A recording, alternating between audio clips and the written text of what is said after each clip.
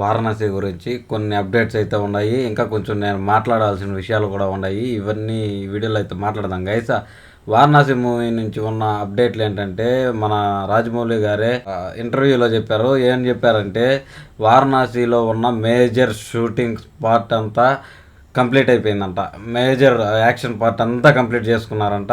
ఇంకొక 80 days 80 రోజుల్లో మొత్తం షూట్ అయితే కంప్లీట్ అయిపోతుంది వారణాసి మూవీ అనేసి మన రాజమౌళి గారే ఒక ఇంటర్వ్యూలో చెప్పారు. నెక్స్ట్ వారణాసి మూవీ గురించి మనం ఏం మాట్లాడుకోవాలి అనేసి మీరు అనుకుంటే మాత్రం ఖచ్చితంగా నేను చెప్పాలనుకునేది ఏంటంటే, ఇది నెక్స్ట్ 2000 కోట్లు 3000 కోట్లు ఇవన్నీ పక్కన పెడితే మన ఇండియన్ సినిమాని హాలీవుడ్ రేంజ్కి తీసుకెళ్ళగలిగే మూవీ ఇది మాత్రమే. రాజమౌళి గారు ఆ స్టెప్ అయితే తీసుకున్నారు.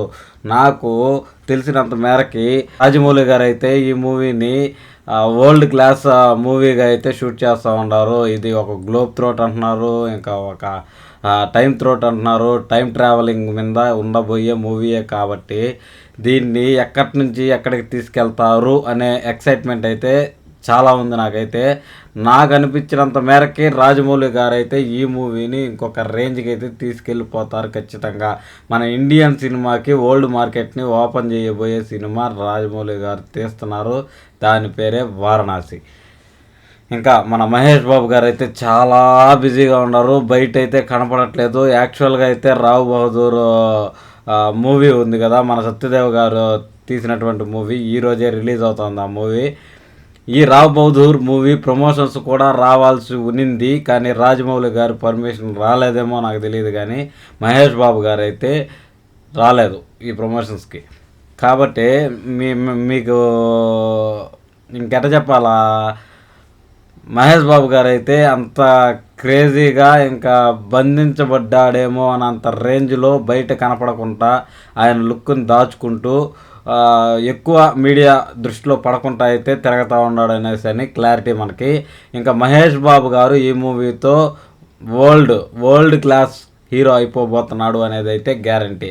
మనం ఇప్పుడు ఎట్టయితే ఒక జాకీ చాను, ఈ Hollywood movie Robert Downey junior, ఈ హీరోలు ఉంటారు కదా మన మార్వల్ హీరోస్ కానీ ఇంకా డీసీ హీరోస్ కానీ, వీళ్ళని ఎలా అయితే చూస్తున్నామో మన మహేష్ బాబు గారిని కూడా వరల్డ్ మొత్తం అలా చూడబోతున్నది అనేసి ఈ మూవీతో ప్రూవ్ చేసుకోబోతున్నాడు మహేష్ బాబు గారు.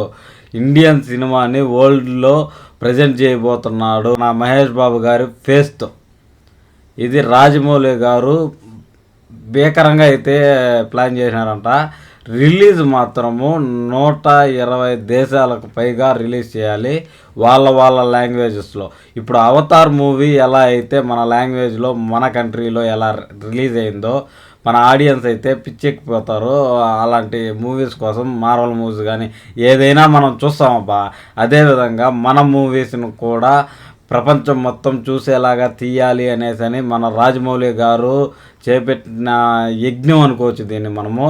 ఈ యజ్ఞంలో రాజమౌళి గారు సక్సెస్ అవ్వాలనేసి నేనైతే పర్సనల్గా కోరుకుంటా ఉన్నాను. మీకేమనిపిస్తూ ఉందో కూడా నాకు కింద కామెంట్ సెక్షన్లో చెప్పండి. రాజమౌళి గారు సక్సెస్ అవుతారనే నాకు అనిపిస్తూ ఉంది. కాకపోతే మొన్న ఒక సిరీస్ వచ్చింది నెట్ఫ్లిక్స్లో, టార్చ్ బేరర్ బాహుబలి అని. దాంట్లో రాజమౌళి గారు చెప్తా ఉంటే నాకు కొంచెం బాధేసింది. ఎందుకు బాధేసిందంటే, రాజమౌళి గారు బాహుబలి పార్ట్ 1 రిలీజ్ చేసినప్పుడు భయంకరమైన నెగిటివ్ టాక్ మన తెలుగులోనే వచ్చిందంట. తెలుగు వాళ్ళం ఏంటి, తెలుగు సినిమా ఇంకొక రేంజ్కి ఎదగతా ఉంటే మనము దాన్ని ఎంకరేజ్ చేయడం మానేసి దాన్ని డిస్కరేజ్ చేస్తున్నామేమో అనే ఫీలింగ్ వచ్చింది ఆ టార్చ్ బేరర్ అనే సిరీస్ చూస్తూ ఉంటే. అందుకే ఇప్పుడు ఈ వీడియో అయితే చేస్తూ ఉన్నాను. మోస్ట్లీ మన రివ్యూవర్స్ కానీ మన ఆడియన్స్ కానీ ఈ వారణాసి మూవీని అయితే ఆల్రెడీ భుజాల మీదకి ఎత్తుకున్నారనే చెప్పాలి.